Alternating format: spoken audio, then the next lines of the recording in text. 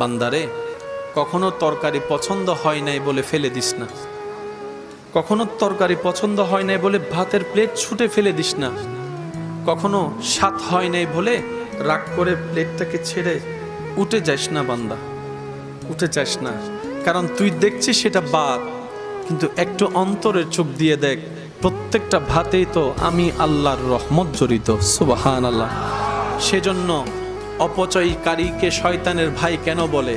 আল্লাহ আপনাকে দয়া করে রহমত করে আমাকে আপনাকে এক প্লেট ভাত দিয়েছেন, আপনি আমি অর্ধেক খেয়ে যখন আর অর্ধেকটা এঁটু করে উঠে যায়, রব বলে যে তুই ভাতকে অবহেলা করস নাই, আমার রহমতকে অবমূল্যায়ন করেছিস, আমার রহমতকে অবমূল্যায়ন করেছিস, আমার দানকে অবমূল্যায়ন করেছিস। বান্দারে, তুই নাশুকর হইস না, শুকরিয়া কর।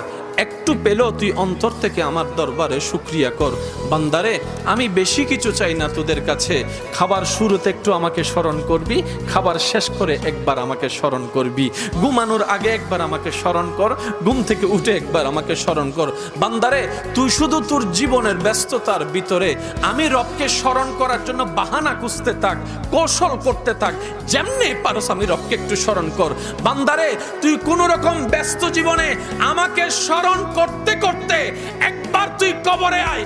তুই বান্দা দুনিয়াতে আমাকে স্মরণ রাখবি, আমি রহমান তোকে কবরে হাসরে স্মরণ রাখবো। সুবহান।